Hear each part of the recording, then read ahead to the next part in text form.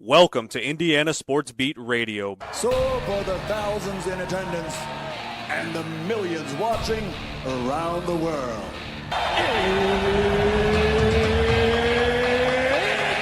Time! Three on the way. Oh! It went in! It went in! And Indiana wins the ball game! Know your role and shut your mouth, you jabroni! Float game for the win! Ayler's gone. Goodbye. Touchdown, Indy. Woo! IU. America. They got a football team now. It's pretty simple. I win. Google me. You know that I'm the cream of the crop. Now, here's Jim Coyle. Hello, sports fans. Welcome into another edition of Indiana Sports Beat Radio coming to you on this Thursday ahead of week 4 in the college football season, week 3 in the NFL, week 5 in high school, scattered all over the place. But glad to have you along no matter where and how you're listening, whether it's on one of our great radio station affiliates like 97.7 ESPN, The Ref, always the right call, in Evansville, up in the region on the voice of the region. 12:30 a.m., 104.7 FM, WJOB. And in Fort Wayne, on Fort Wayne Sports Station, 1380, The Fan. Keep it locked right where you got it as you travel throughout the day for best sports coverage. And if you're following along on social media, you know the routine. Hit the subscribe and like buttons. Please, please. Appreciate you. Hope you're doing well. Man, you're on the backside now. The weekend is almost here. And your Fridays will be a little bit more freer if you're not going to a high school game. You don't have to worry about scattering between the both of them. Big game for Indiana on Saturday if you're going to the Hoosiers game. 7:30 on Saturday night under the lights. And if you're not, you can watch it on NBC as Indiana, of course, hosts top 10 Illinois. Good news for Indiana, as a matter of fact, as Henry Ollinger, the highest-rated recruit in the 2026 class for Indiana, has shut down his recruitment, and he's going to play for Indiana, although I think he was already committed. But that's good news for Indiana, obviously, as the higher recruits start adding up. That's what you want to see, more and more talent. And he's just one of those. They had a lot of recruits in last week and more coming in this week. As far as there are 22 commitments so far in the 2026 class for Indiana. 4-star defensive lineman Gabe Hill, the class jewel, expected to be back on campus for them. Others slated to return to Bloomington include 4-star athlete linebacker Henry Ollinger, who he's coming back for good now. He has just made that known. Rivals 4-star cornerback Kashmir Hicks, athlete Walker Bryson, tight ends Trevor Gibbs, PJ McFarland, and Parker Elmore. That's a trio of tight ends. Linebacker Jacob Savage, offensive lineman CJ Sfreeze, and LaRon Dews. A couple guys from the 2027 class. Indiana already has a commitment from quarterback James Purcell, and the Hoosier staff is excited to build around him. He'll be in. The headliner on campus is Rivals' number 1 ranked defensive lineman Jalen Brewster. The Cedar Hill, Texas high school 5-star, camped in Bloomington during the summer. 4-star offensive lineman Kyle L. Johnson out of Cincinnati Moeller High School, and Dewey Young from Kalamazoo.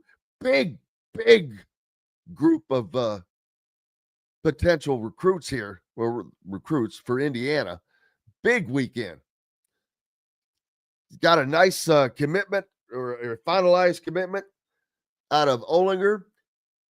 And you get a win over a top 10 team, you're probably going to get another commitment from somebody in that group. Usually just see that happening. It just, you get fired up and makes you just want to go play, get ready. Wins make you do that. Wins take care of a lot of things.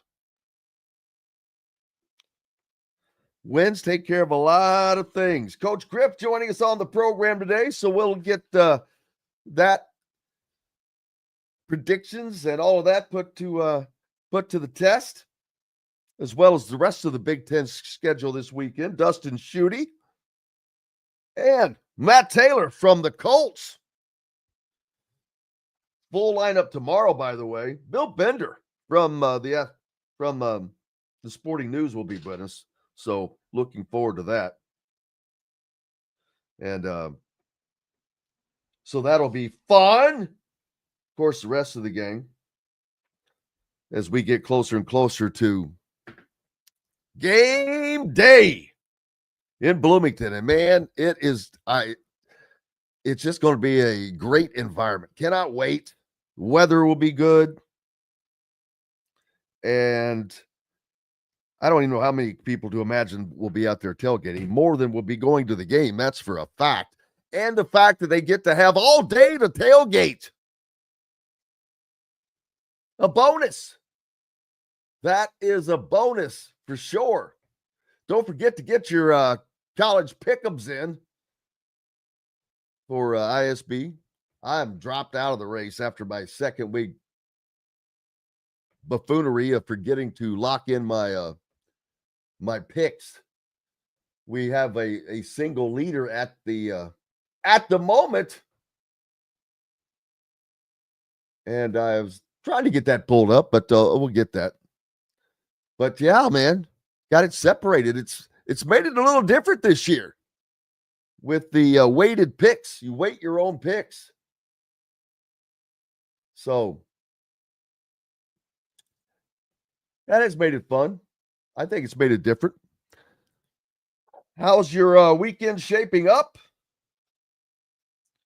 Big Ten basketball schedule coming out today. That'll be late in the afternoon. You can catch that live on BTN, or you can go to thehoosier.com. As soon as it comes out, they will have everything up and loaded and ready to go. But the conference schedule coming out. So we'll know who, what, when, and where. Well, I don't know if we'll have all the times. I can't remember if they're going to announce times, TV times. That's a lot of that is fluid. Fluid, as you say in the business. Could have a new basketball league in Europe. This is a partnership between the NBA and FIBA. FIBA is the world governing body for the sport. And the NBA and FIBA working on a league. They're hoping to get it started in 2027, but they're thinking it may work out best to coincide with the LA Olympics in 2028. But about 1 in 6 NBA players currently are European, like Denver's Nikola Jokic, Milwaukee's Giannis Antetokounmpo, who have combined for 5 of the last 7 MVP awards. So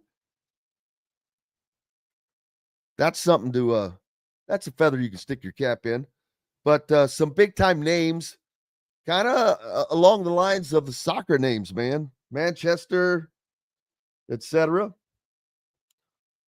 So we'll keep following that. How about Tom Brady? And I noticed this over the weekend. Tom Brady, or Monday, whatever it was sitting in the coach's booth with headphones on, listening to what was going on. I don't know if he ever would speak, but yeah, that's an issue, man. Because he is a broadcaster for Fox, and in those duties, they meet with the coaches. From both sides, multiple coaches from both sides, before each game. Boy, I got to be honest with you, as funny as the coaching fraternity is and the NFL is, I would be leery about letting, even though he's a minority owner of that franchise, he's obviously enough involved. He's in there on headsets. So I'm like, yeah, that would be not. It seems very New England-esque. Let's just leave it at that, right? Ha! Got that, snuck that one in there. I don't know if you got that. But let's see what else. Indiana basketball has a busy October lined up. That is for sure. Another item added to the agenda yesterday. The Haunted Hall of Hoops. Don't know why they didn't call that the Hoosier Haunted Hall of Hoops. Could have gotten 3 H's in there. But it starts out with Hoosier Hoops on Kirkwood. That's on Thursday, October the 2nd. And then the very next evening on Friday is an open scrimmage. Now, I don't know if that came about because there was outcry from people that not being able to go and just sit. I can see where not everybody wants to go down to Kirkwood and walk around. It's not going to be room or for parking. It's going to be a lot of logistics, a lot of ins and outs, a lot of facets to the situation. So I wonder if that was planned all along. I'm not sure it would have been, because there was no mention of it at the time that when it was announced that Hoosier Hysteria was kind of being replaced by the Hoosier Hoops on Kirkwood. So I'm wondering if if they were smart enough, because this would be a smart move, if so, to strike that balance. But a few weeks after that scrimmage, they will take on Pat Knight's Marion Knights on Friday, October 17th. And that is, let's see, October 17th.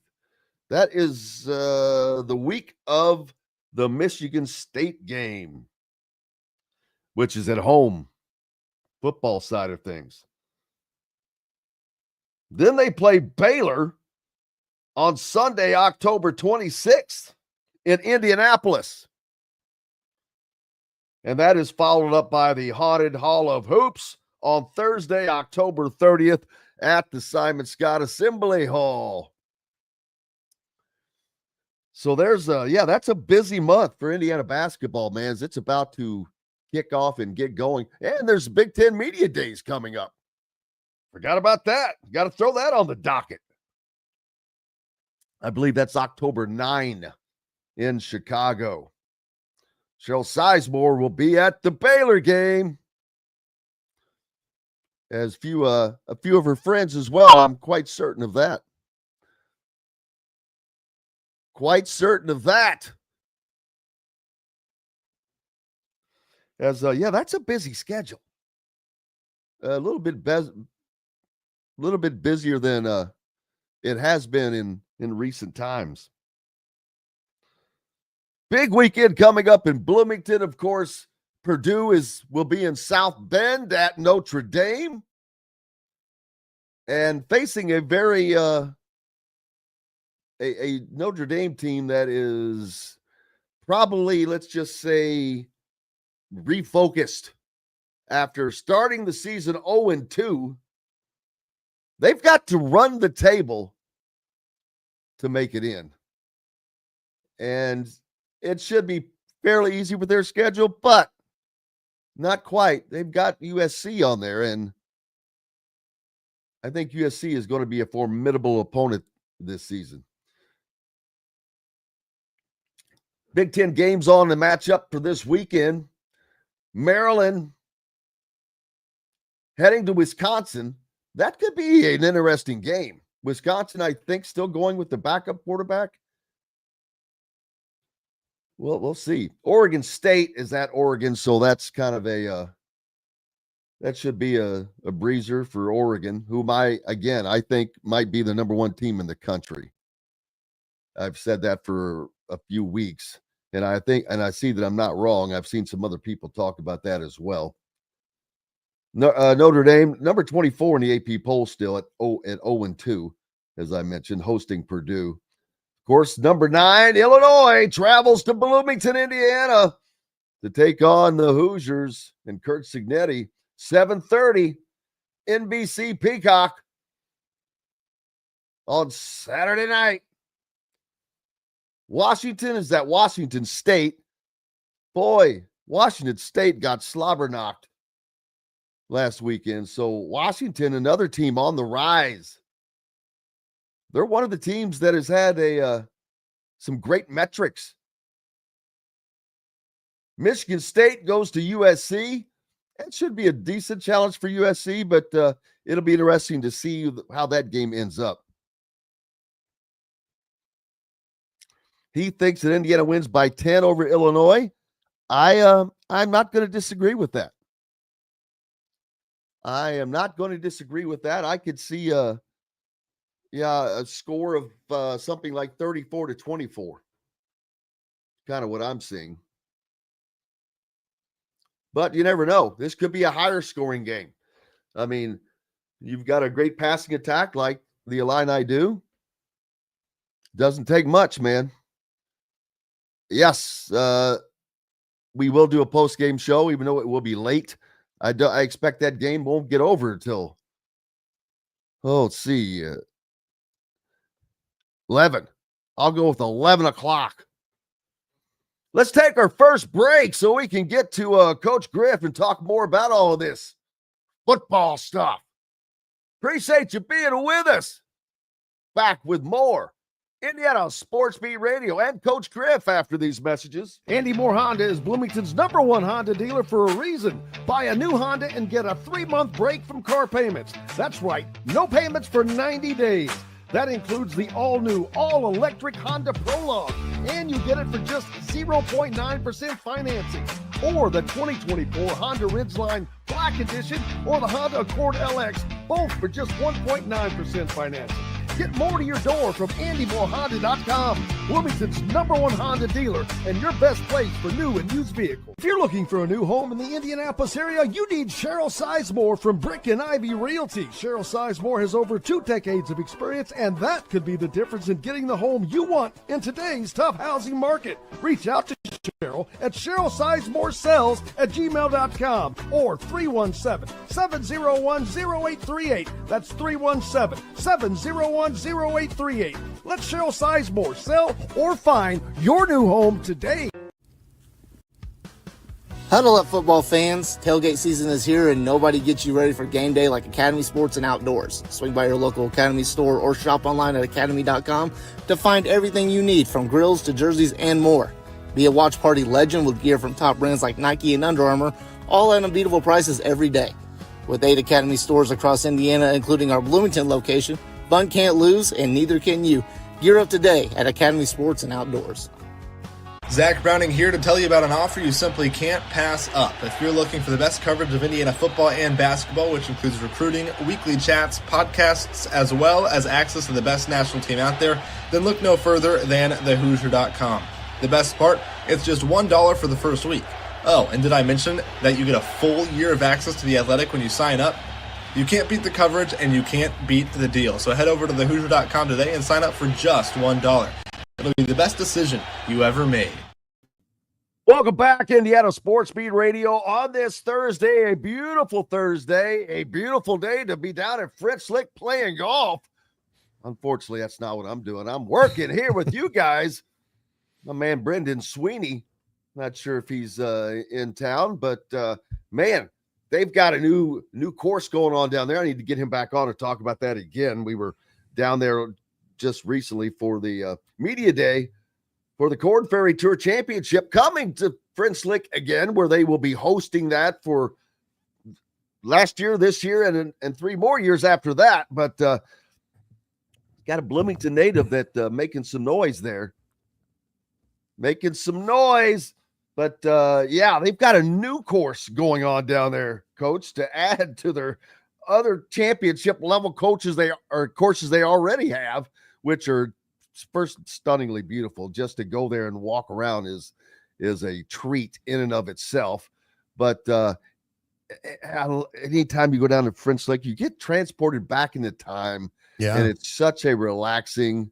Robert asking, is the cigar shack still open? That's a question for Brendan Sweeney. I don't know that answer to that question. There you go. Corn Ferry Tour, October 5 through the 12th, baby. Ridgeview Golf Course. There you go. It's like I got a producer in my ear and I'm getting fed information. Love it. I need to got to get him on here more often just to pump that stuff to me. But yeah, they're not slowing down, and no reason to. No reason to. It is just such a popular destination. Yeah. And it just continues to grow. Yeah, we'll get you back on here, Brendan. Plus the pay me, send him some money, he says. Send him some money. Pay the lady. All the peeps down at French Lick are tremendous. And they host a lot of IU events down there, by the way, to get down there for. But it's, man, if you haven't gone there, spent the night, played some golf, you're not living.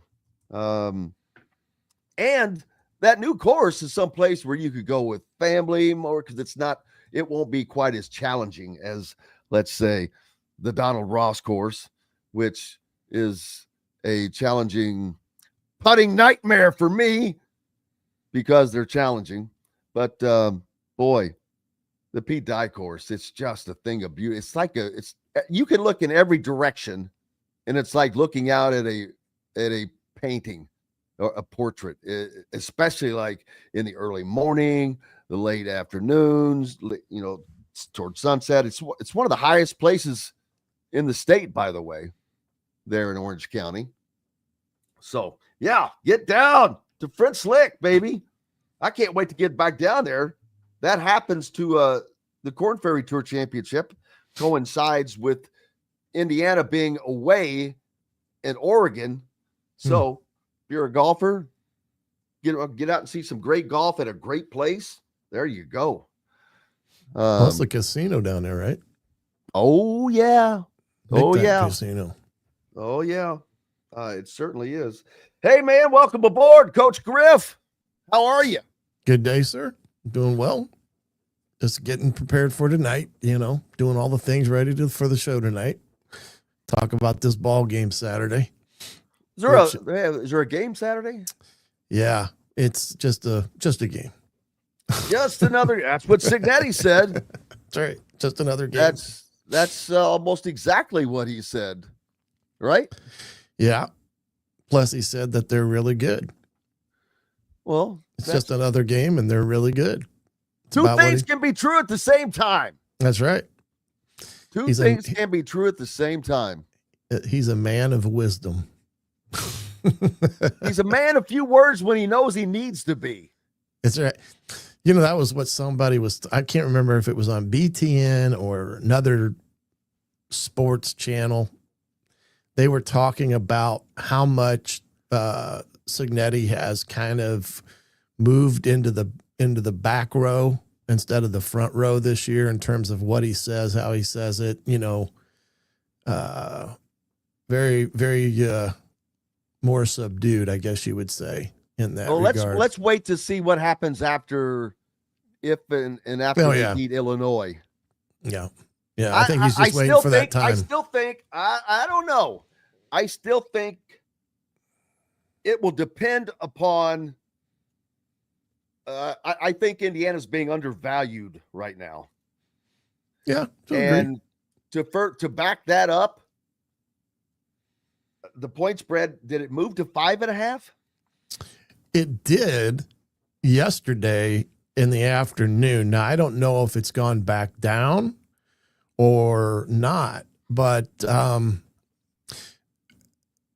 yeah, that's the way it seems like it got up there to 5.5, which kind of really surprises me. I thought it would be tighter than that big. But what does that tell you? Well, not that it's always dead on, but let me tell you, Vegas ain't making and building all these Taj Mahals on losers. No. But yeah, that tells me Vegas has some confidence in Indiana. Well, Vegas lost a lot of money on Indiana a year ago because they made them. Oh, did they ever, man? They made them the underdog in about 8 games last year, and Indiana kind of disrupted their cash flow for a little bit because there was some people cashing some tickets last year. I will remain quiet.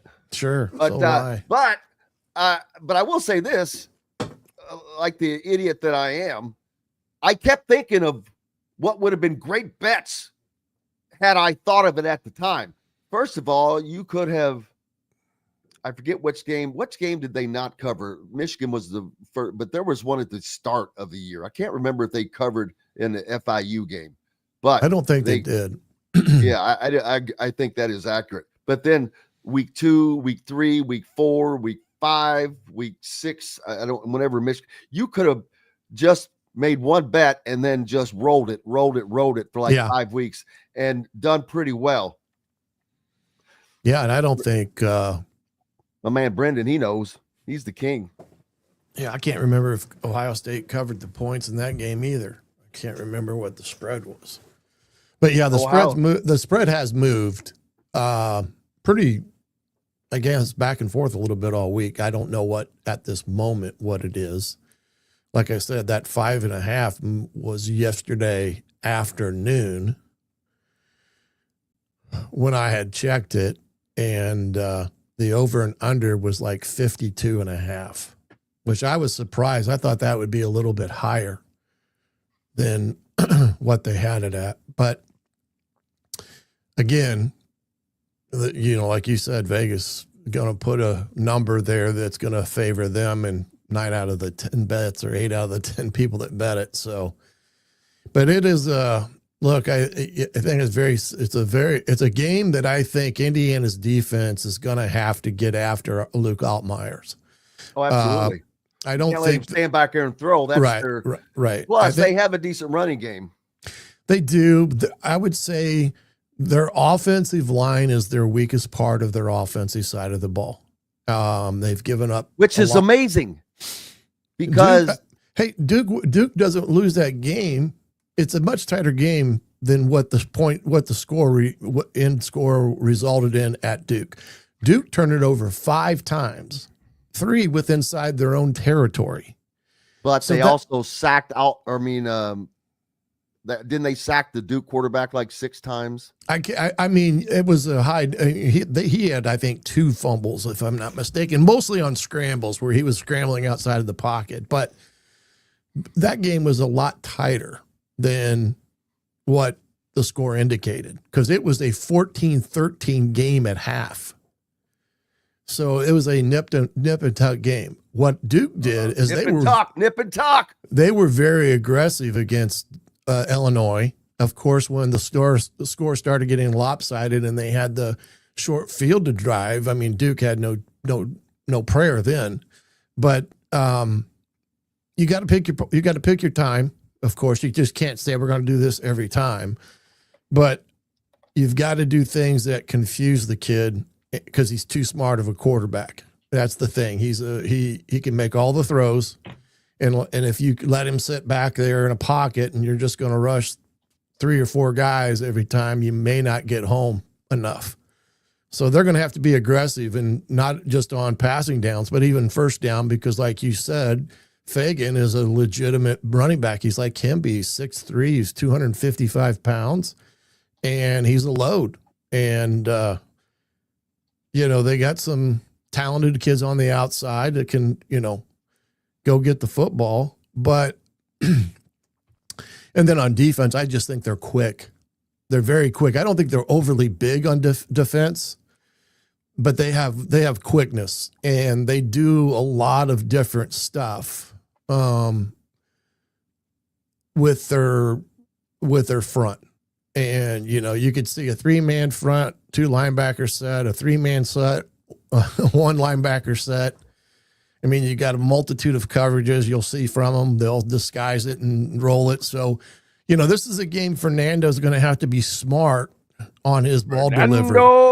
Mendoza. Because what they do in the secondary and then how fast they get after you, he's got to be able to make the quick read and get the ball in and out of his hands, because he's not going to be able to just sit back there and hold it, because they do got some guys that can get after it pretty good. And then when they bring pressure, they bring pressure. I mean, that's the thing. They just kind of pick the poison at that moment and go with it. But I do think, this is where Fernando's, like I said, he's going to have to display a, poise under fire type of mentality, because, when he's getting pressured, that's when his completion percentage when getting pressured is about 40%. And that's what he's going to have to be ready for, because they're going to pressure him. They're going to get after him, because they're just not going to let him, like Altmaier, they're not just going to let him sit back there and play zone behind him and let him pick apart with Omar and Surratt and EJ Williams. Pick apart. Man, isn't that a junkyard? Yeah, it's junkyard, pick apart junkyard. But that's the thing that I missed my there we go. I've got to get a better one than that. It takes too long. Takes too long. Have to cut it down. Too long. Yeah. But yeah, I just think, this is a game for him.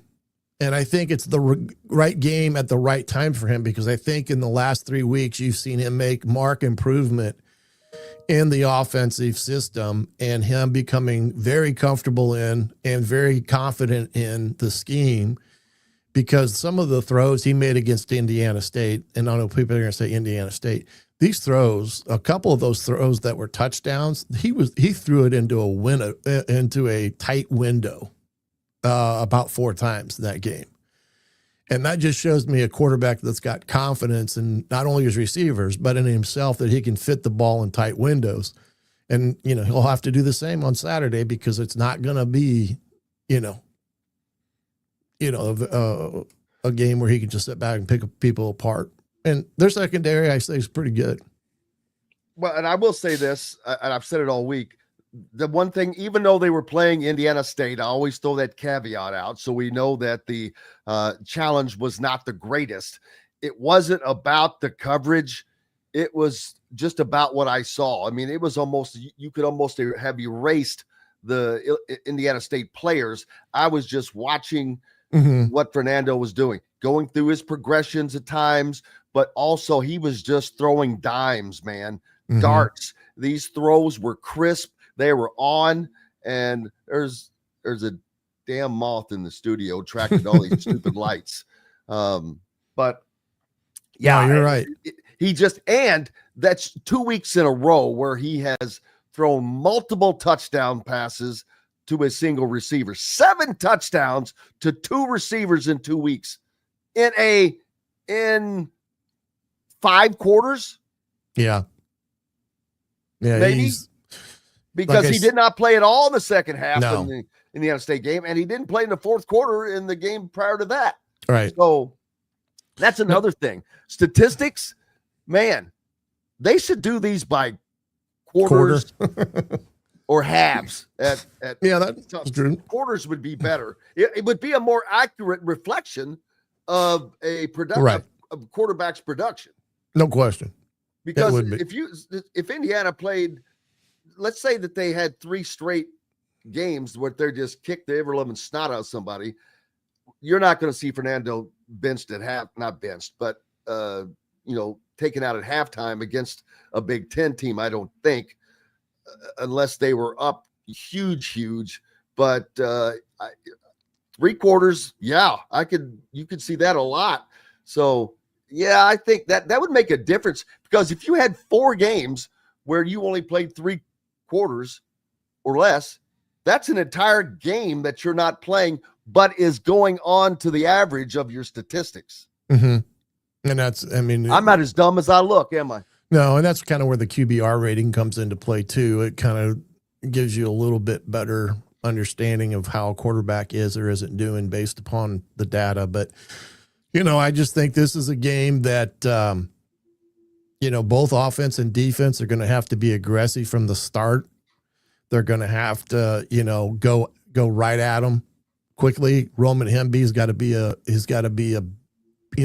bulldog in this game, because he can be a guy that separates, this defense that wants to get after people. You put him in there, and he's a guy that can run over people. And I do think too that Coach Shanahan is going to have targeted throws, especially when it comes to Surratt, Jones, and EJ Williams, in almost a deliberate way of, okay, how can I get Surratt the ball here, and those type of things. And play calling, sometimes you got to call plays for the player rather than plays for the offense.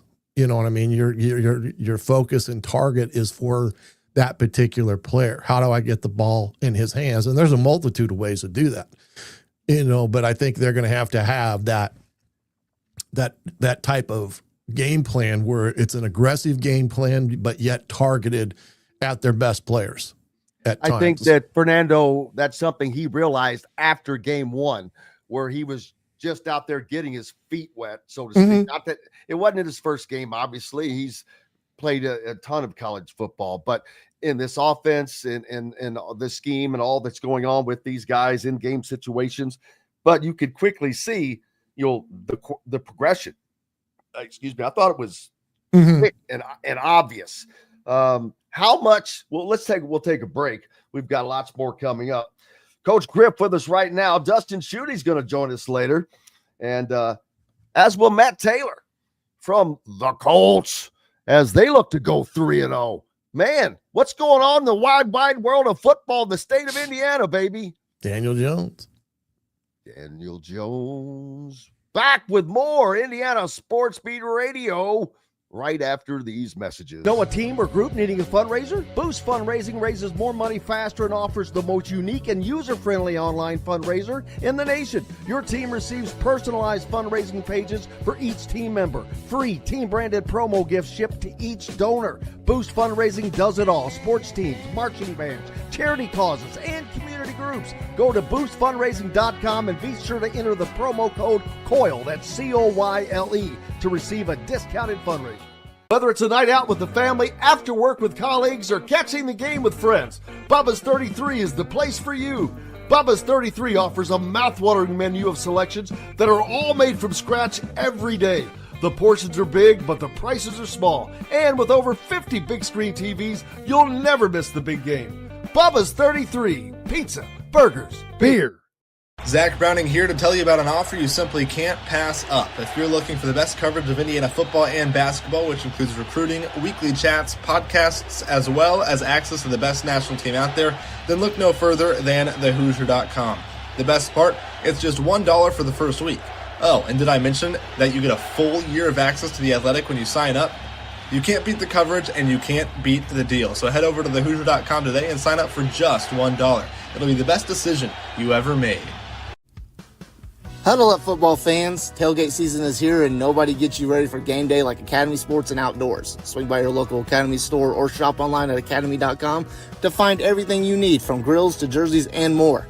Be a watch party legend with gear from top brands like Nike and Under Armour, all at unbeatable prices every day. With 8 Academy stores across Indiana, including our Bloomington location, fun can't lose, and neither can you. Gear up today at Academy Sports and Outdoors. Welcome back to Indiana Sports Beat Radio on this Thursday. Glad to have you along. Coach Griff with us as well right now. Dustin Schutte will join, and Matt Taylor as well. And on the program, some news coming out yesterday, or did this happen actually the day before?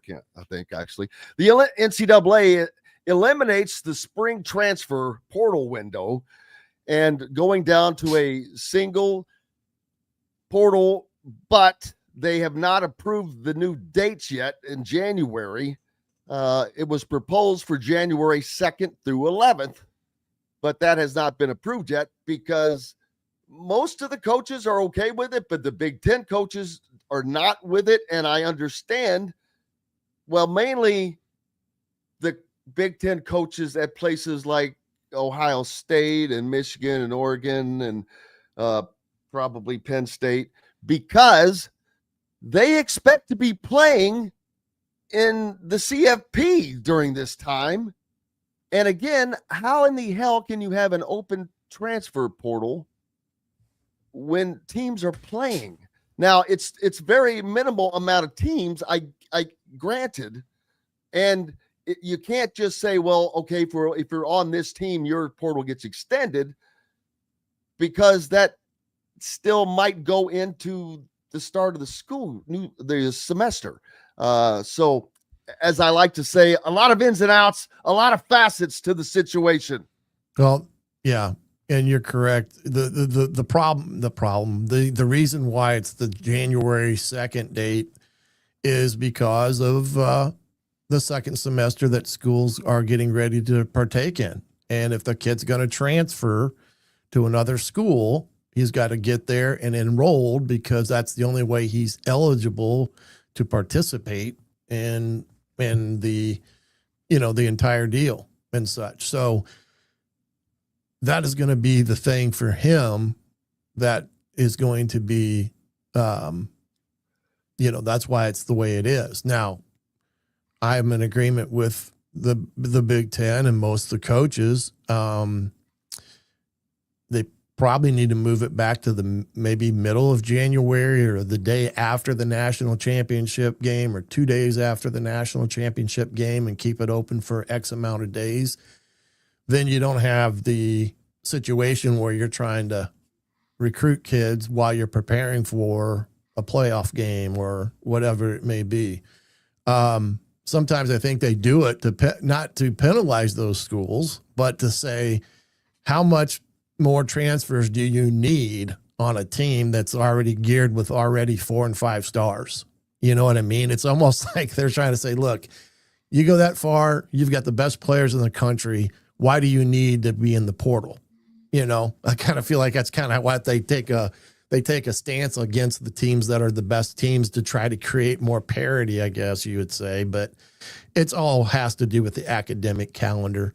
And there are so many things that are unanswered, especially with academic calendars, and what are the kids, what is their responsibility academically per se, and so forth and so on, that we still don't know.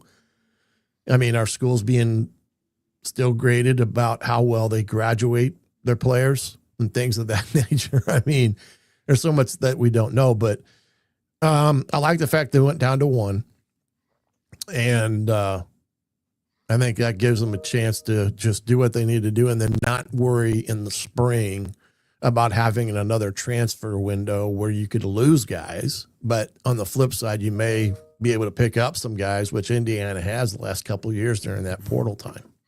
Well, the one thing this does is eliminate those worries for post-spring game, where a guy doesn't move up the depth chart enough, and so he heads off to Timbuktu. But, man, I think this getting down to 1 transfer portal is great if they could just get the date right.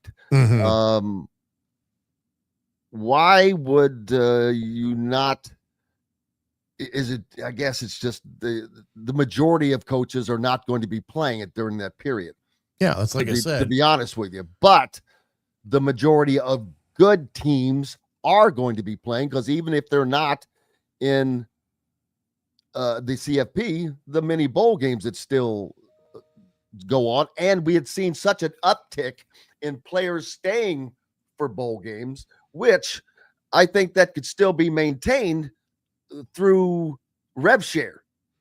And then, hey, you only get this money paid in full if you are here for the full season, unless you get hurt. Right. Now, yeah, they got to find ways to keep guys in the bowl games. Yeah, because they can't. The players can't have everything. They can't have their cake and pie and eat it too. Correct. Which is exactly what that would be like. But Dan Lanning had I think a pretty good idea, and I think it made sense, is that he thinks that the overall season, including the college football playoffs, so forth and so on, should end January 1, which would require them to move the season up quite a bit. But he's saying is that in order to have a rule like they're trying to do with this window, it would be in the best interest of everyone if the season actually ended by January 1 or January 2nd, so that after that you can have your window for the players portal and everybody's on equal ground, which made a lot of sense. And that solves the issue with the January academic term that also, requires this rule to be in place, but it eliminates those teams now having to go on through the middle of January, the end of January in some cases for the championship game. So, I mean, that would require them probably to move the start of the season up to about the middle of August, if I'm calculating right, which the bad thing there is, well, you won't be in school.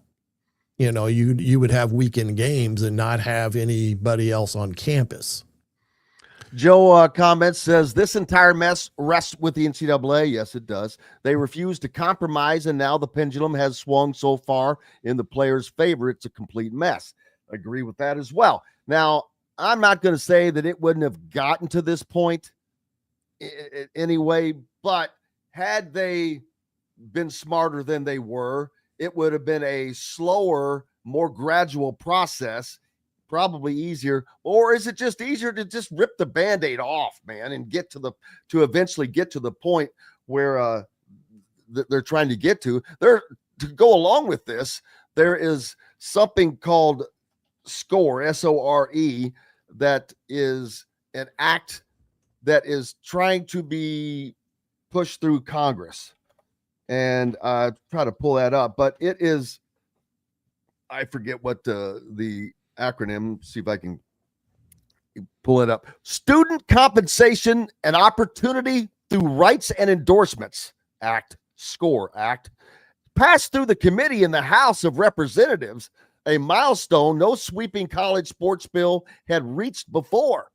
Then, to further ramp it up to the issue, President Trump has signed an executive order, and most everyone involved with the SCORE Act agreed it still had hurdles to clear and was likely to hit a wall if it did get to the Senate.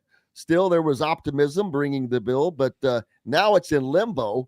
There speculation and anticipation last week that the bill could hit the floor this week, but as of this past Monday, that's no longer the case. Exactly what that means, it's unclear, but generally legislation doesn't go up for a vote until those who want it to pass know that it has the votes to do so. So why is it stalled? What does that mean? The SCORE Act's progress through Congress has most likely been driven by Republicans, it says, not to get political, but has some bipartisan support with 6 Democratic co-sponsors.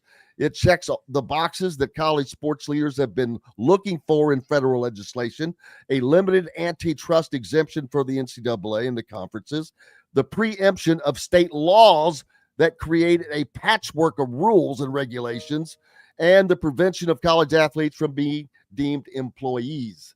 Those are 3 important things that's got to be gotten together. That's why there has been such imbalance in it. But surely there has to be an agreement, but it's going to take potentially collective bargaining. And how do you get collective bargaining? I guess you could do it as a group. You don't have to be employees, but I don't think there's anything that says you have to be. What I think is going to happen to get where you're going is what Kentucky did, and the athletic. Well, they're not alone. They're not alone. Yeah, the LLC. Yeah, the athletic departments are going to have to basically end their relationship with the institution and become a separate entity to help limit the antitrust liability, number one. And that also puts them outside the area of being an employee of the university. So I think that's going to gain a lot of headway moving forward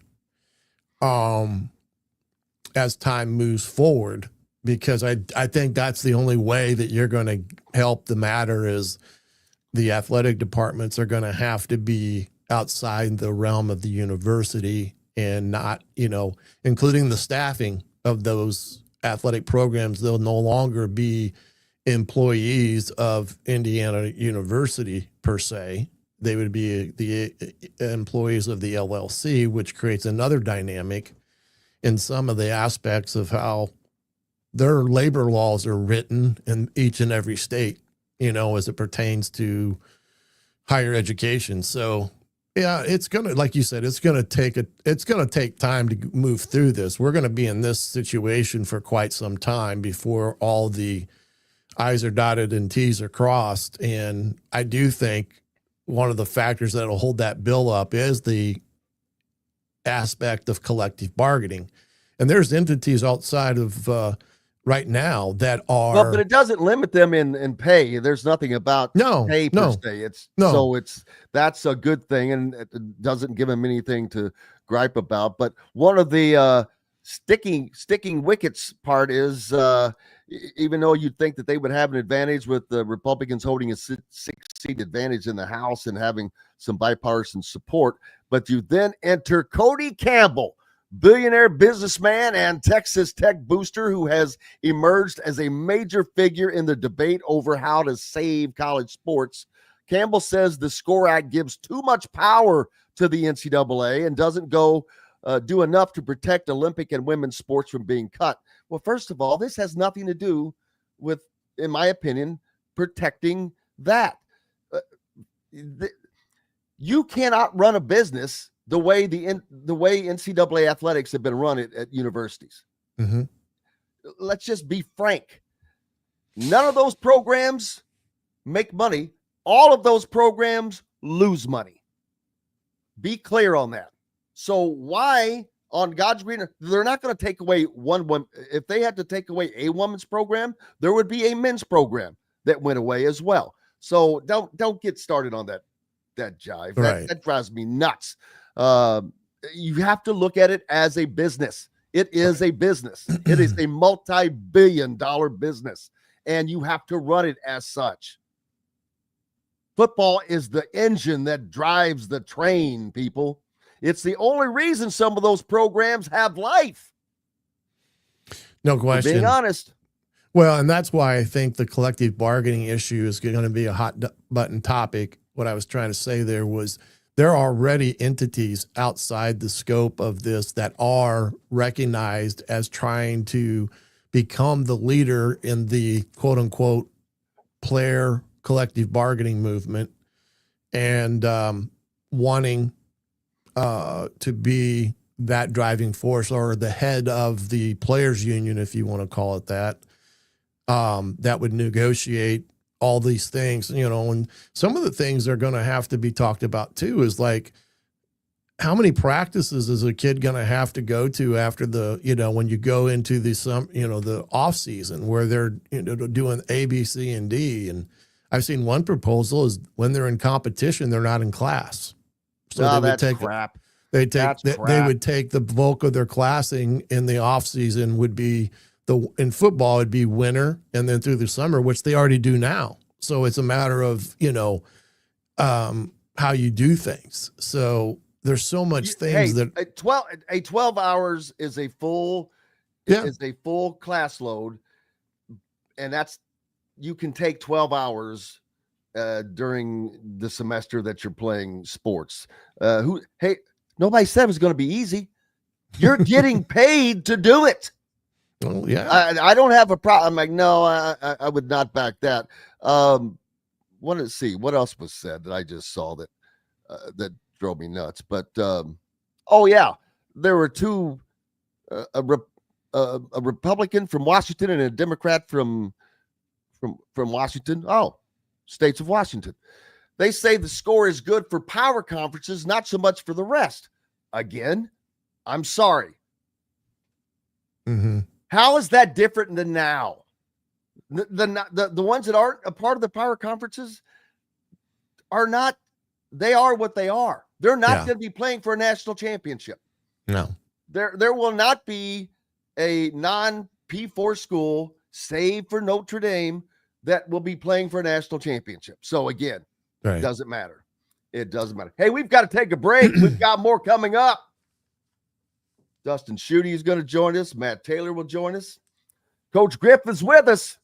Back with more from Indiana Sports Beat Radio right after these messages. If you're looking for a new home in the Indianapolis area, you need Cheryl Sizemore from Brick and Ivy Realty. Cheryl Sizemore has over 2 decades of experience, and that could be the difference in getting the home you want in today's tough housing market. Reach out to Cheryl at CherylSizemore@gmail.com or 317-701-0838. That's 317-701-0838. Let Cheryl Sizemore sell or find your new home today.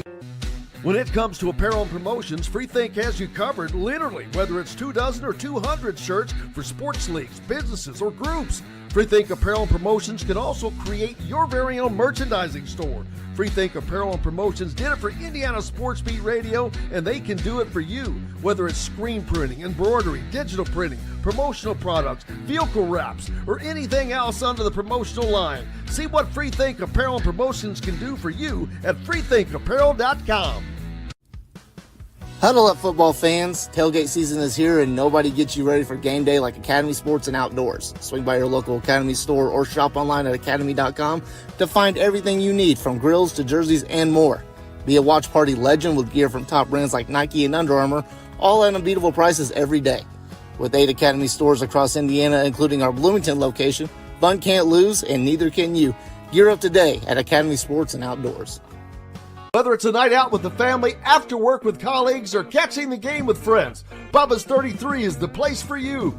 Bubba's 33 offers a mouthwatering menu of selections that are all made from scratch every day. The portions are big, but the prices are small. And with over 50 big screen TVs, you'll never miss the big game. Bubba's 33, pizza, burgers, beer. Welcome back, Indiana Sports Beat Radio on this Thursday. Glad to have you with us, no matter where or how you're listening. Coach Griff along for the ride as well. Looking forward to talking to Matt Taylor from the Colts today as they look to go 3-0 this weekend with a road game, but a winnable road game, but it means nothing in the NFL. Nothing. Yeah. Tennessee coming off of, a loss to Denver the week before. Indianapolis played Denver, and you want to talk about pulling one out of your aspirin bottle, buddy. The Colts did that on last Sunday when they didn't quite get themselves in position for a game or winning field goal. And Steichen blew that. Steichen admitted to, and he admitted to such, but I'm sitting there or when watching it going, dude, are you effing kidding me? Yeah. You can't do that 4 times in a row. You're on you've got a 60-yard field goal right now. You've got to try. And they had enough time, and that's just a little bit of a lack of confidence. And why, I don't know. Jonathan Taylor had a great day. Jones had been playing so well. Whoo. That's not exactly yeah, it Pete made Carroll having his team throwing an interception on the goal line in the Super Bowl, but that was, you got to be a little bit more chancy than that, I think, to win this year. We'll talk more about that when Matt joins us. But that was amazing. Ooh. And inexplicably, Denver is just as dumb. They have a 60-yard field goal attempt. There's no way I'm jumping off sides. Yeah, that was. There's dumb. no way of doing anything. They didn't, but the infraction was leverage, which is jumping off of a teammate or something like that. Which it's a very complicated rule. Dive over the line. Yeah, it's purely subjective. Why chance that?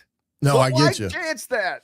And there was no Denver reason. Deserved to lose that game just as much as in some cases Indianapolis deserved to lose it because of the clock management towards the end of the game that Steichen just, I just didn't get it, and him running the ball. I mean, I get it. At some point, you gotta put the ball in the position the kicker can kick it from. But I thought he needed at least 5 more yards, if not 10.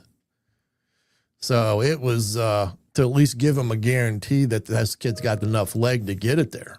And not that the 60-yard field goal wasn't in his range. There's just too much air involved in that type of kick. Anyway, we'll feel distance. Yeah, it had the distance, but it's just pushed it a little to the right. Yeah, I think it's a little bit harder to hit because you're, kicker kicking at 60. I mean, they're really trying to put a pounding on it as opposed to. That's pushing the envelope. Yep. As one would say. Hey, but they're 2-0. There you go. We'll talk more about that when Matt Taylor joins us. I talked earlier before you joined, as far as Indiana football goes, great recruiting news. As first of all, they have an abundance of big time players coming in this weekend for visits. Yeah, I'm talking 4-star Henry Ollinger, who we'll get back to in a second, but 4-star cornerback Kashmir Hicks, Walker Bryson, 3 tight ends, and linebacker, and a couple other guys. 2027 class, Indiana already has a commitment from James Purcell at quarterback. And the headliner coming is Rivals' number 1 ranked defensive lineman, Jalen Brewster. Man, that's a big recruit right there. Defensive lineman, hello. You're talking upper echelon, fighting with the big boys. But all those guys coming in this weekend, Coach. Yeah, and the aspect of Indiana now being in a position to start knocking on the doors of these 4- and 5-star recruits. And them answering. Yes, because of brand awareness, right, has grown in a quick period of time. Now, because of rev share. Just not only that, but, they've come on the scene at the right time to capture a lot of the momentum in the national media spotlight. I mean, this is one thing that is a part of this ball game. Illinois is not overly happy the fact that Indiana was the darling of the country last year and getting all the quote unquote high praises and media attention, as opposed to Illinois, who had a significant season and actually beat South Carolina in the SEC that was supposedly should have gotten into the college football playoffs. So there's an angle there that I think Bielema's been using quite frequently with his ball club about this weekend. But the fact that Indiana has a recruiting weekend that's involving high caliber talent tells you that the interest has grown. Without question. And I mentioned earlier before you joined us, Indiana commit in Grandview Heights, Ohio prospect Henry Ollinger has officially shut down his recruitment. He told Rivals on Wednesday night. Ollinger is ranked the number 104 player in the Rivals rankings, but the number 4 athlete in the 2026 class. That is where, their overall ranking is not as important as where their position ranking in. And that's pretty high.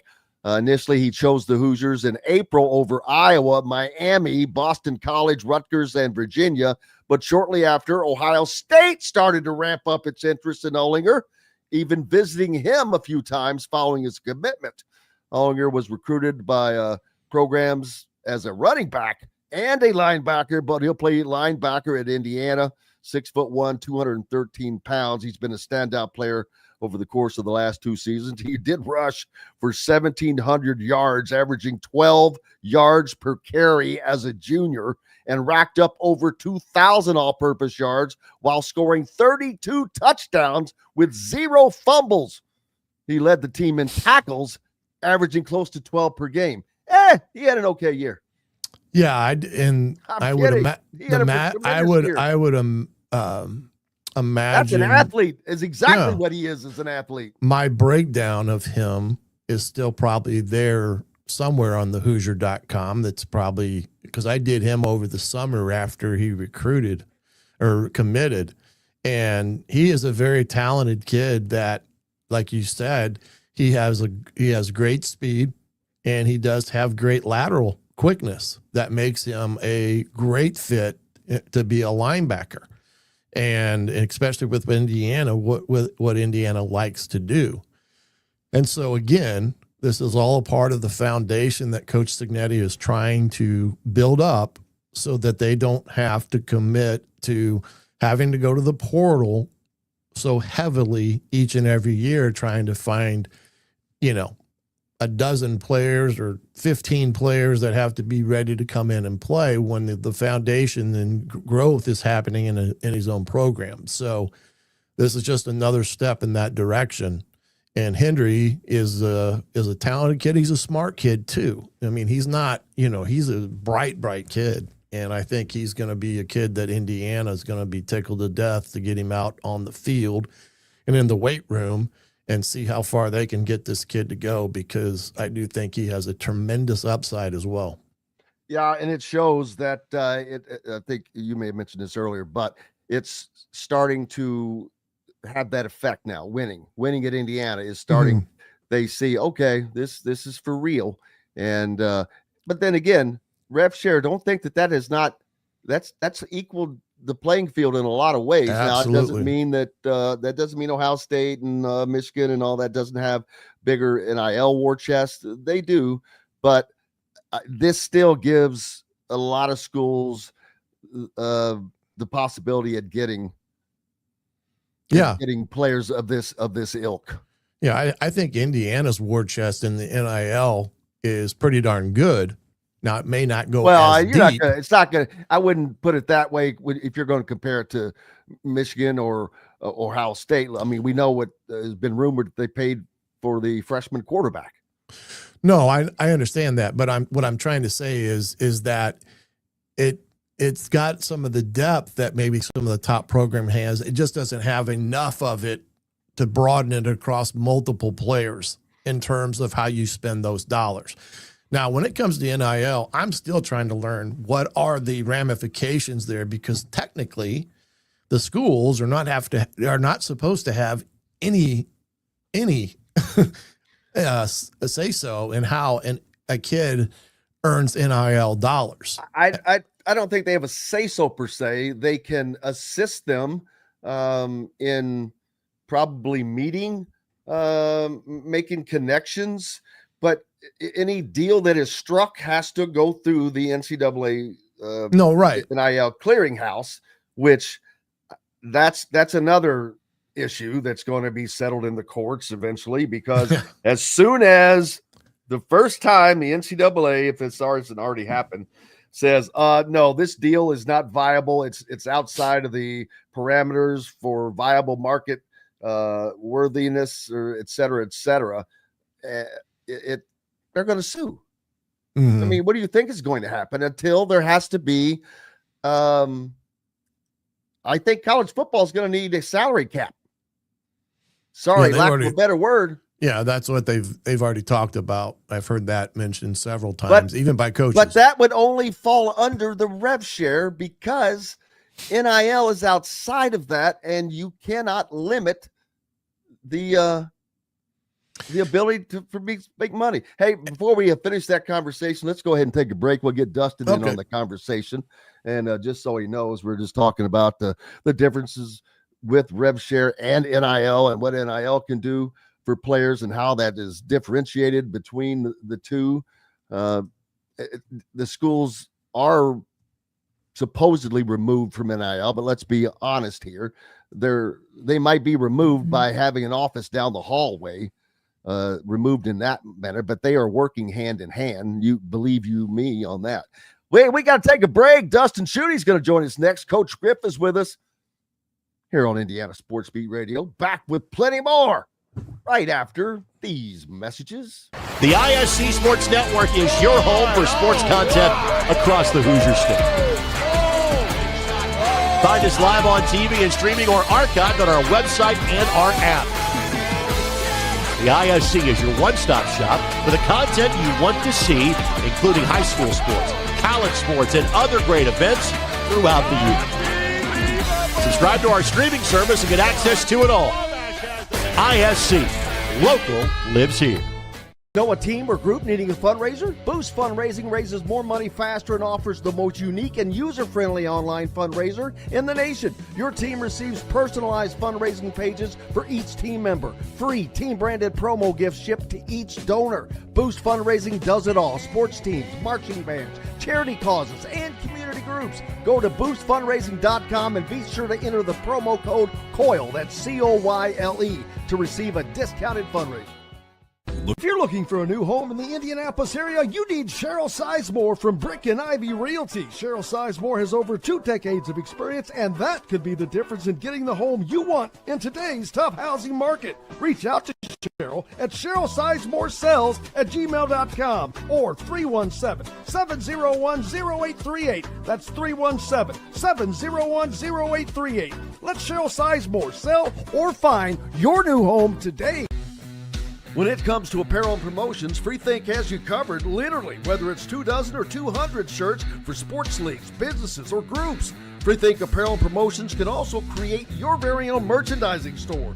FreeThink Apparel and Promotions did it for Indiana Sports Beat Radio, and they can do it for you. Whether it's screen printing, embroidery, digital printing, promotional products, vehicle wraps, or anything else under the promotional line. See what FreeThink Apparel and Promotions can do for you at freethinkapparel.com.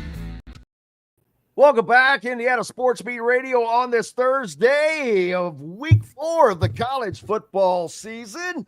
Indiana hosts number 9 Illinois this weekend. Purdue goes to number 24 Notre Dame.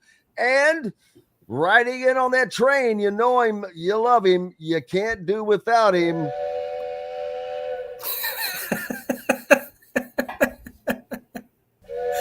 Oh. That's good. I like that. I like that intro. Dustin Schutte, everybody. Justin Schutte joining us. Yeah, I keep little toys we've added. I keep forgetting that I have those. I'm like, oh, that's perfect. That's perfect. I can see you with your little engineer's hat sitting on like a miniature train coming in, and that would be perfect. We need a video. Need a video to create for those that follow on YouTube.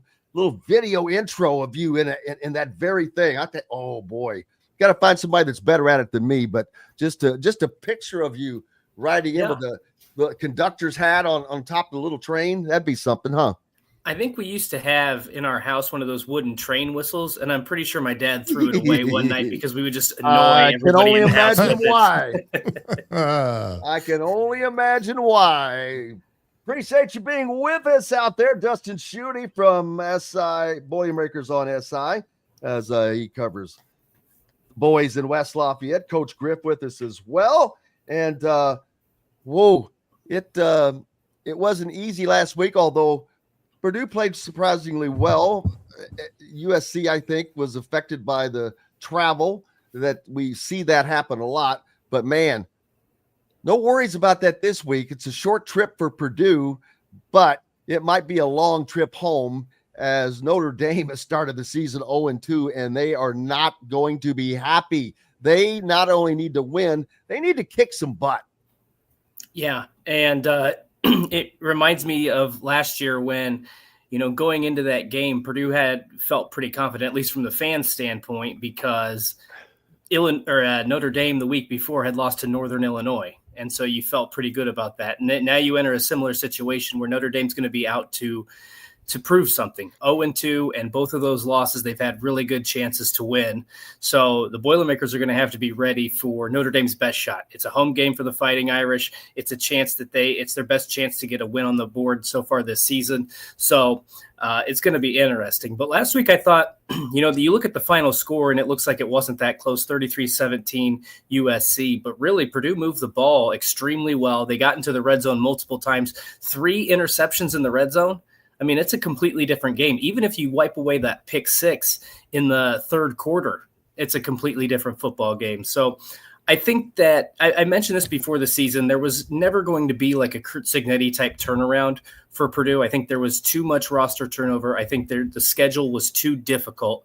But this team is far and away better than it was a season ago. I mean, the effort is there. I think when you watch the game, you could tell that USC had the most talented players on the field. This wasn't just Jaden Mayava or some of those talented receivers, Ja'Kai Lemon.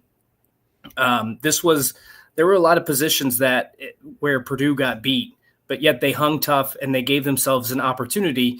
They didn't get quite within striking distance, but they had a chance to make some noise in that game. So I think it's going to be a much more enjoyable product, even if the wins aren't there this season.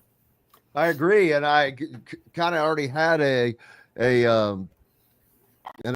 belief in that from how they played early on. You could just tell it was not a hapless team at all.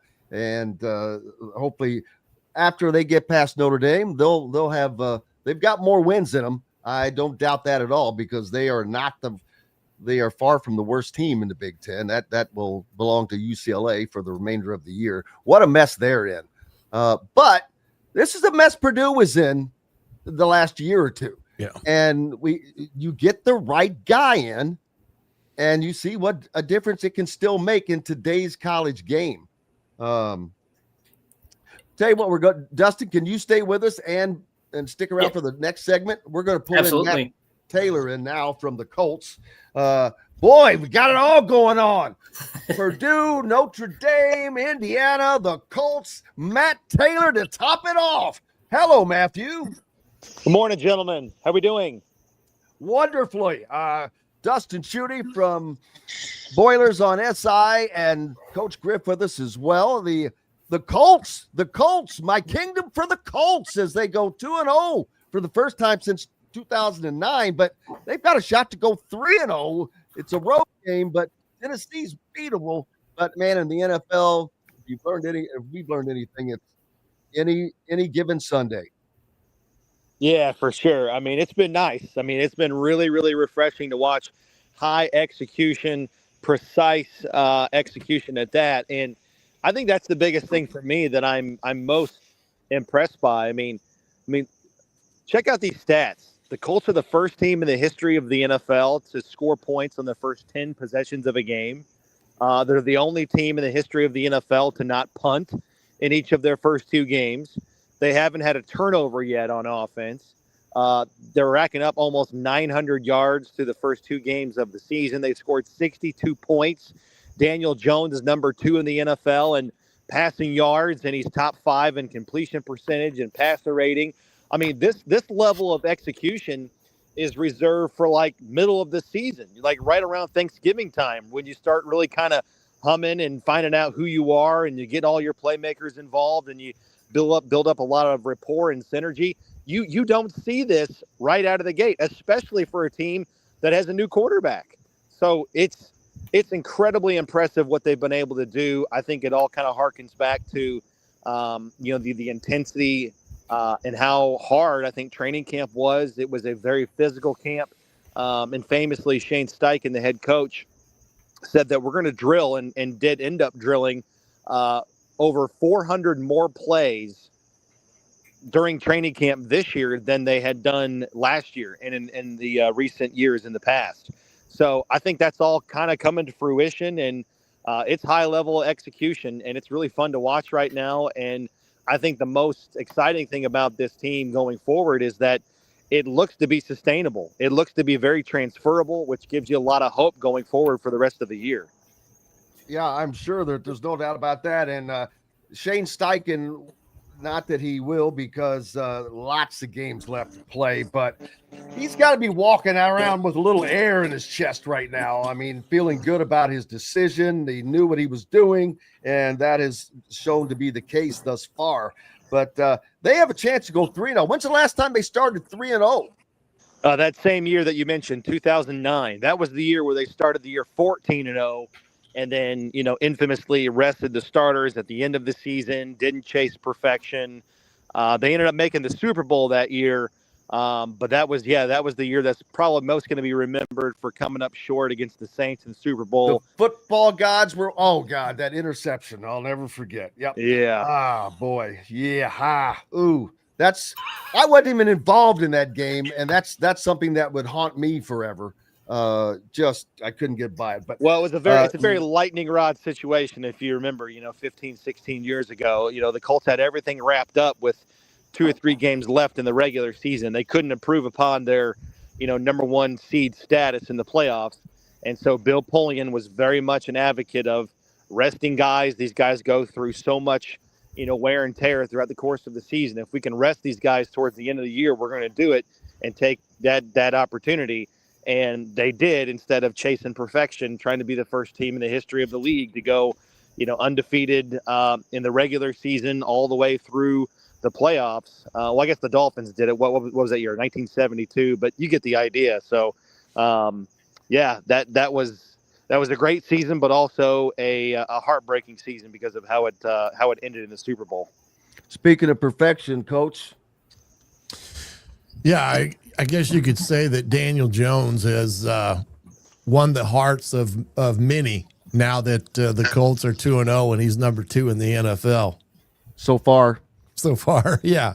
How is that in itself kind of affecting the building in a positive way there at the Colts complex?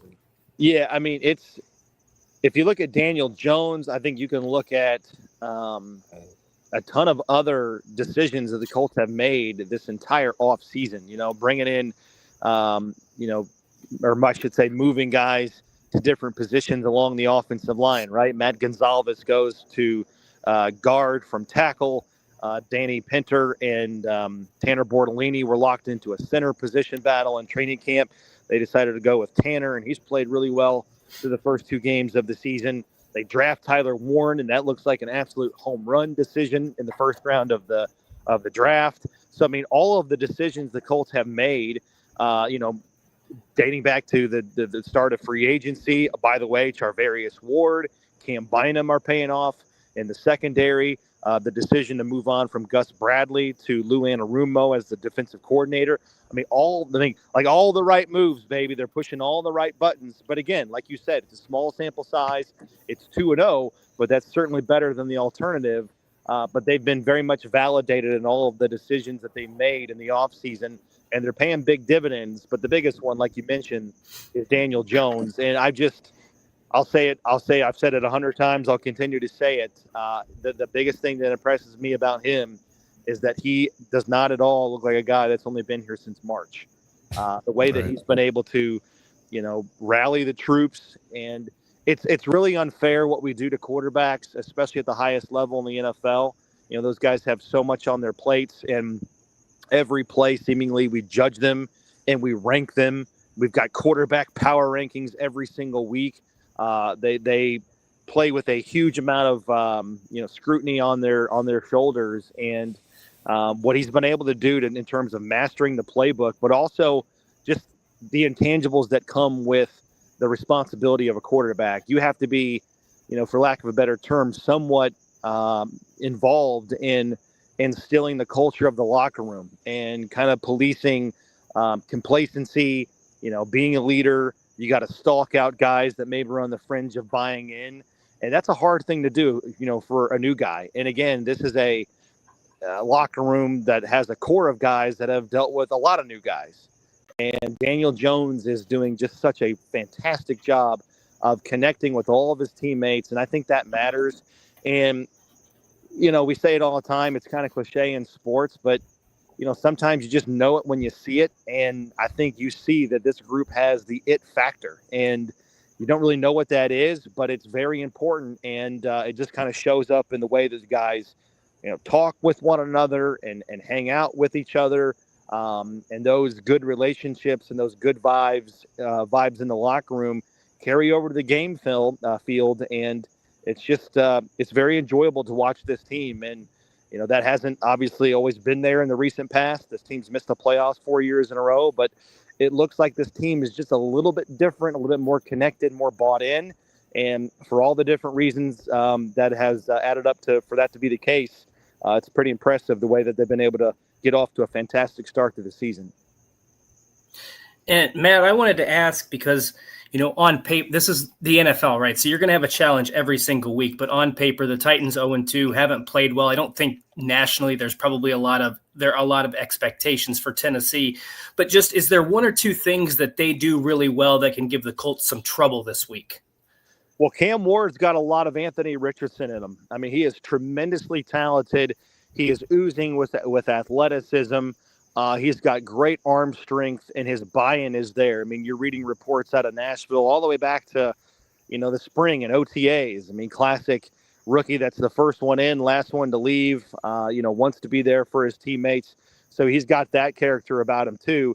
But you're right, Dustin. I mean, obviously an 0-2 start with a rookie quarterback, you're going to have your ups and downs. And, offensively, they rank last in the NFL in a lot of major categories, total yards and passing. They've only scored one touchdown on the season. Cam Ward's been sacked 11 times. That's the most in the NFL through 2 games.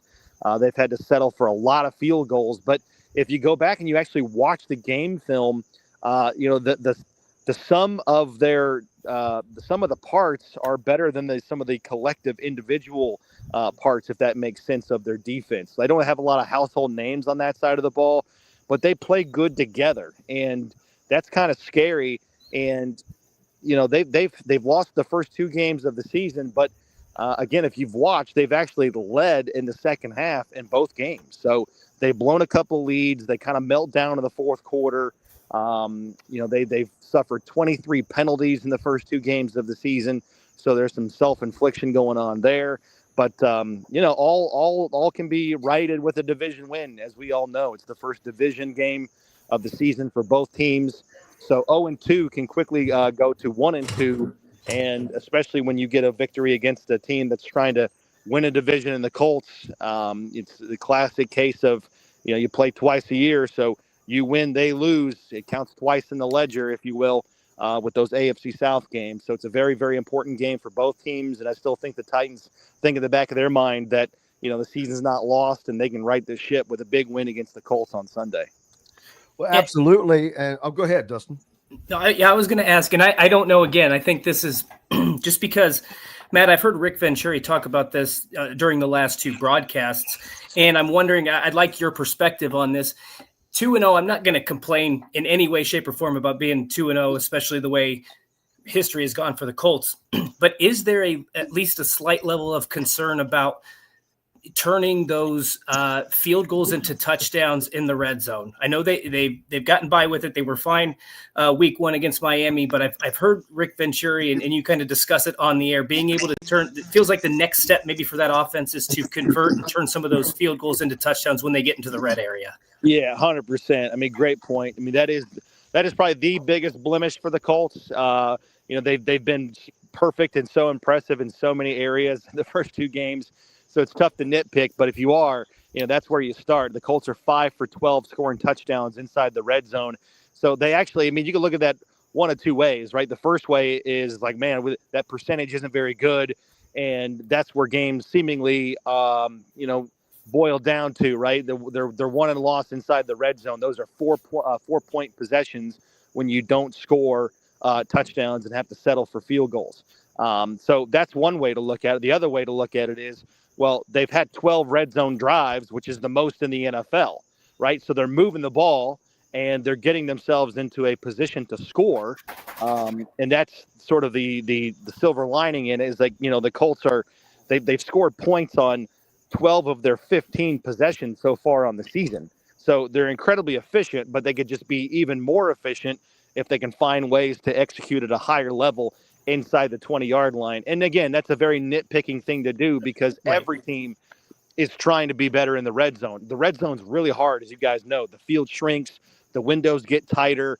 That's when teams heat you up seemingly the most. They blitz and they come after you, make you throw before you want to, make you throw off your back foot, just because they know the difference between giving up a touchdown and a field goal. If you give up a field goal as a defense, you feel like in the back of your mind that you kind of won. You kind of stem the tide, and you've got a little bit of momentum, on your sideline as you go back to the huddle. So, it's one of those things that they They've got to get better at that, no question about it, if they really want to be a contender this year. But 12 red zone drives in the first 2 games of the season is incredibly impressive.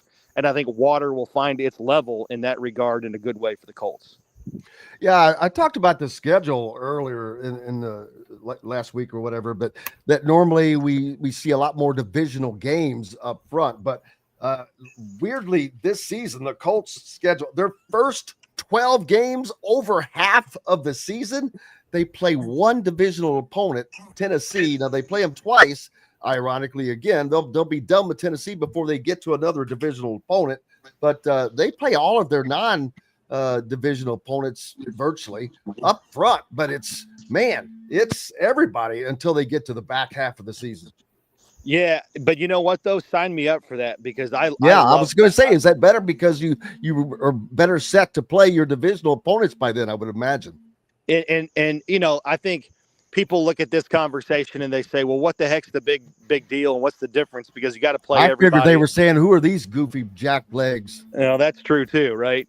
But I think it's important because, you know, it's been the other way around for the Colts the last couple of years, and every team has their schedule inequities and things they point to on how they're getting screwed out of, you know, rest time, or we got to play on Monday night, or this team's coming off a bye, and yada, yada, yada. But, you know, the Colts' biggest schedule inequity seemingly the last couple of years has been their schedule has been so front-loaded with AFC South games that, you know, if you don't get off to a good start in those games and you don't take care of business and you kind of stub your toe, there's no margin for error in the back half of the schedule, right? There's been a couple of years where, you know, the Texans and Colts were the two, you know, favorites, if you will, to win the AFC South in a respective year. Well, their season series would be over by Halloween, right? So you got to go November and December without playing each other, and you don't get that direct head-to-head matchup, those big swing games that, you know, mean so much when it comes to, you know, who wins the division and stuff like that. So it's really, really important that the Colts get off to a good start and kind of build up some margin of error before they start playing all these AFC South games towards the end of the season.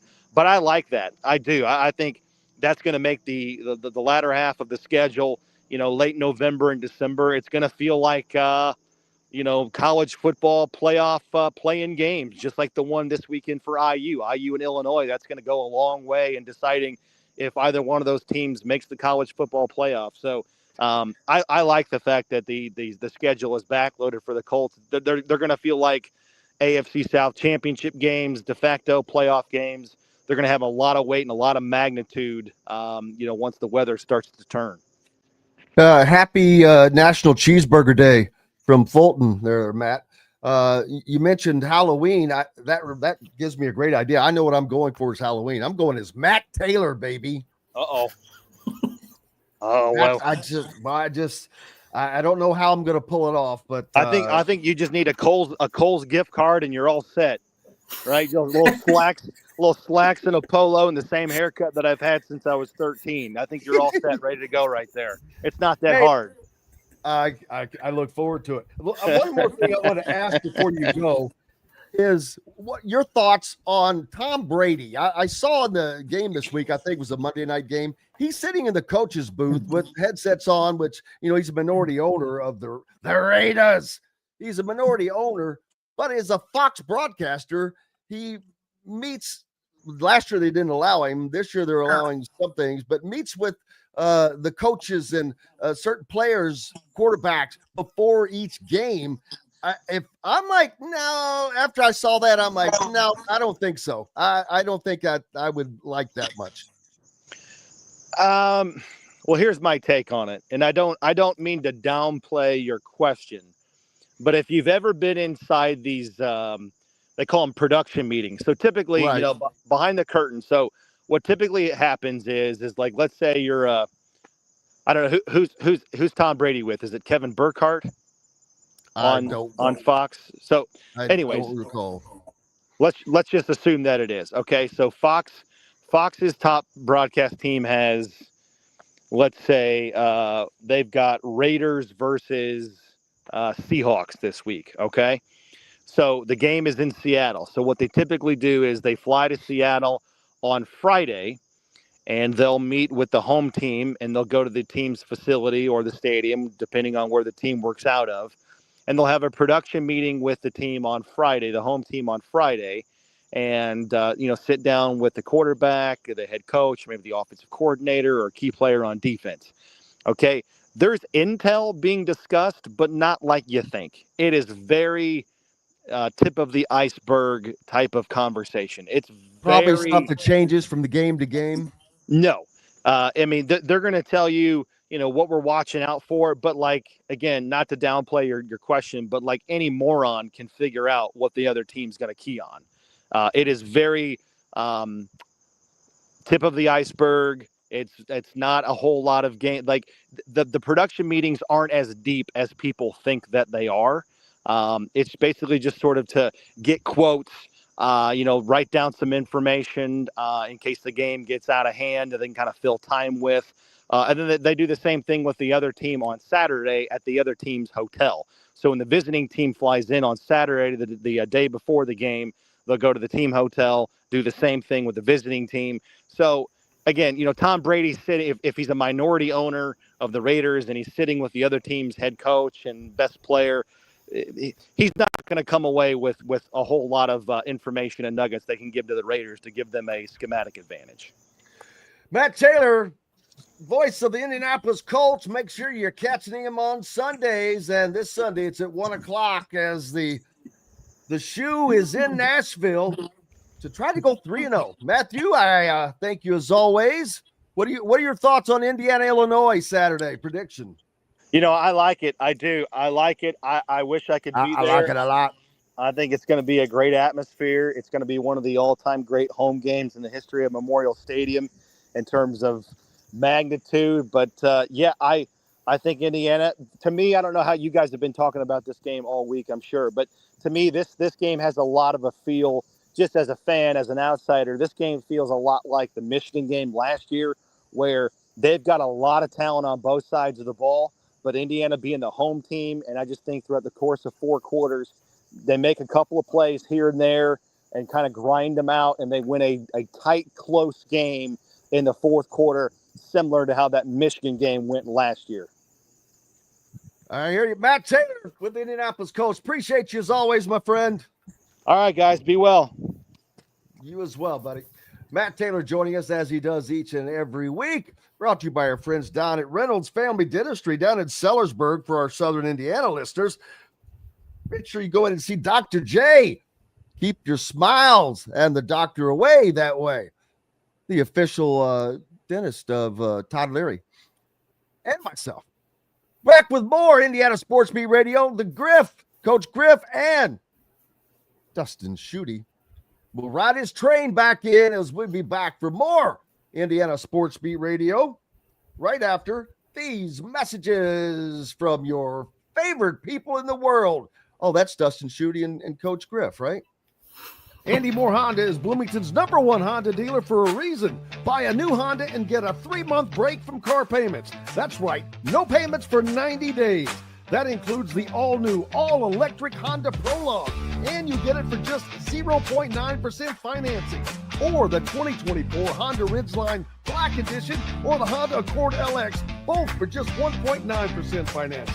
Get more to your door from AndyMooreHonda.com, Bloomington's #1 Honda dealer and your best place for new and used vehicles. If you're looking for a new home in the Indianapolis area, you need Cheryl Sizemore from Brick and Ivy Realty. Cheryl Sizemore has over 2 decades of experience, and that could be the difference in getting the home you want in today's tough housing market. Reach out to Cheryl at CherylSizemore@gmail.com or 317-701-0838. That's 317-701-0838. Let Cheryl Sizemore sell or find your new home today. Huddle up, football fans. Tailgate season is here, and nobody gets you ready for game day like Academy Sports and Outdoors. Swing by your local Academy store or shop online at academy.com to find everything you need, from grills to jerseys and more. Be a watch party legend with gear from top brands like Nike and Under Armour, all at unbeatable prices every day. With 8 Academy stores across Indiana, including our Bloomington location, fun can't lose, and neither can you. Gear up today at Academy Sports and Outdoors. Zach Browning here to tell you about an offer you simply can't pass up. If you're looking for the best coverage of Indiana football and basketball, which includes recruiting, weekly chats, podcasts, as well as access to the best national team out there, then look no further than thehoosier.com. The best part, it's just $1 for the first week. Oh, and did I mention that you get a full year of access to The Athletic when you sign up? You can't beat the coverage and you can't beat the deal. So head over to thehoosier.com today and sign up for just $1. It'll be the best decision you ever made. Welcome back, Indiana Sports Beat Radio on this Thursday. We've got the group going on, Coach Griff, as well as Dustin Schutte from Boilers on SI. What was so funny? What did I miss? Dustin holding up the Manchester College or Manchester University. Oh, I pennant. missed it. Yeah. There you go. Hey, absolutely. Number one student. Oh, that's right. That's where isn't that where Matt went? No, that's where I went. Matt went to Franklin. Yep. Franklin, okay. Yeah, he was doing the play-by-play at Franklin when I was in the Heartland Conference with. That's what it was. Mike Leonard, who is a tremendous person and coach. I have to share this story because I think Shannon's the reason I graduated from Manchester, and I doubt he remembers this because he probably taught 2,000 kids when he was there. Did he leave his cheating notes behind for you? No. So we had to take my freshman year. I think it was just called like health and wellness or something. I don't remember, but I believe a lot of athletic coaches taught those classes at the time. And early in that semester, I had forgotten to do an assignment. And I mean, it was basically just like, what's your favorite color, but a college version, right? It was like, just fill out the 3-page assignment. So I don't know what I was doing. I completely forgot to do it. And so and Shannon's my teacher, instructor, professor, whatever you want to call him. I walk in there and I say, I don't have it done. And just stares at me right in the eyes and is like, man, if you can't get work done for this class, you're not going to last here very long. That kind of reminds me when I had sports information class with Kit Klingelhofer. And let me tell you, that was with the football coach intensity. That was enough to get my butt in gear. Got the assignment. He gave me a second chance to get it done, bring it in the next day, and I don't think I missed an assignment for that class ever again. Yeah, yeah. You know the old saying. You got to get the work done. That's right. That's right. A lot of big games, not a lot of huge games on tap this weekend. Actually, the biggest I would think is the Indiana-Illinois game with two ranked teams going at it. The other game, you've got Miami. Are they hosting Florida or at Florida? I don't remember. Hosting. It's at Miami. Yeah, I don't see Florida having much of a chance there. Carson Beck is. I call him Old Dead Eyes. He's just, buddy. He's looking pretty good so far. Once we get another week into the college football season, then we can start talking Heisman candidates. The stuff, like, if I see one more stinking list that has Arch Manning on it, I'm going to throw up. It's stupid. Yeah, but it is what it is. But some good games coming up this weekend. Auburn at Oklahoma. There's a couple of ranked teams. Auburn freshly into the top 25. Haven't been ranked since 2021. Can you believe that? Wow. That's amazing. Surprising. That is surprising. Yeah, that was nuts. Florida State, the surprise of the season so far to me, 46.5 point favorite over Kent State. Wow. The Seminoles are back, baby. They weren't even ranked, were they, in the early polls? But they jumped. Why would they have been? I know, but you talk about a team that was nowhere on the radar, has a great game, wins a ball game, and they immediately jumped into the top 25, almost at what I get it. But there's your stomping point of it's about the name on the front that has to do with the ratings and not. Now they didn't hurt themselves at all by starting the season off with a kind of a stunner of a win. Who did they beat in their opening week? Alabama. Yeah, there you go. Mm-hmm. That does a lot of things for you. But how good is Alabama? Yeah, so that's the other part of it too. To that point, like they're not going to drop out. They don't want to drop Alabama that far and look dumb early, so they've got to jump Florida State up all those spots. So it's like it's a name brand, and then it's who'd you beat, and if you beat somebody that they thought was going to be really good, it's they don't want to swallow that pill too early in the year. I've got an upset special for the Big Ten this weekend. Maryland at Wisconsin is getting 10 points. Yeah. And Maryland's been putting some points on the board. Wisconsin has not exactly been lighting it up, and they have a backup quarterback at play, although this would be his third week, I think, going at it. But that's attractive. Maryland's giving 10? No, they're getting 10. Oh, yeah. I'd take Maryland. Oh, yeah, all day long and twice on Saturday. Yeah, their quarterback is scary good. Let's just put it that way. Yes, and Wisconsin is going with the old backup man. They're in trouble. They're in trouble. This is why. Not to interrupt you, but their quarterback was from Maryland. Billy Edwards Jr. or whatever. But go ahead, Dustin. I'm sorry. No, I was going to say that Wisconsin, to me, we'll see how the rest of it's 3 games, right? So we'll see how the rest of the season plays out. But Wisconsin, to me, is a prime example of be careful what you wish for. Firing Paul Chryst might be the dumbest thing that school has ever done. I mean, but talk about getting. I've got to be honest. It looked good on paper, though, didn't it? When it happened, I mean, I don't know about you, but I'm thinking, ooh, that's a pretty good hire. Right. Yeah. No, I agree with you. But in that same breath, that it just goes to show that there are no guarantees in college football. Wisconsin thought, hey, we get 9 wins every single year. We think we can do that no matter who our coach is. And then they think we need to go from 9 to 11 to try to get into that college football playoff. And they thought Luke Fickell was going to do it. Well, he's ended up being worse. Yeah. To this point, we'll see how the rest of the year goes. But that's if you are in a really good situation, it's not always the best move to move on. Yeah, the grass isn't always greener on the other side. Except here's another pick money. For you guys. Central Florida giving up 7 to North Carolina at home. Yeah, I think that's a good. I might lay the points there. I think Carolina right now is in a mess. I mean, that whole thing is a complete, from A to Z, and I don't know how they recover there. It's so bad. Didn't we see this coming though, to an extent?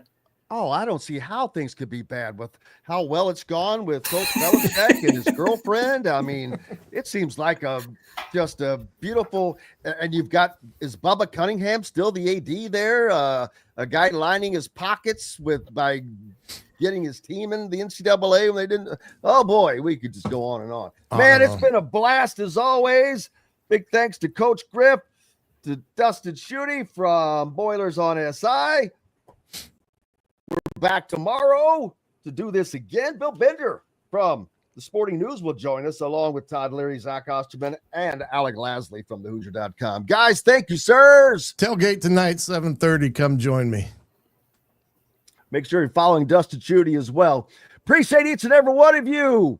We're back tomorrow to do it again. Until then, I'm Jim Coyle. I will see you on the radio. Thanks for listening to Indiana Sports Beat Radio. Be sure to subscribe to our YouTube page for more clips and team coverage of Indiana basketball, football, and more.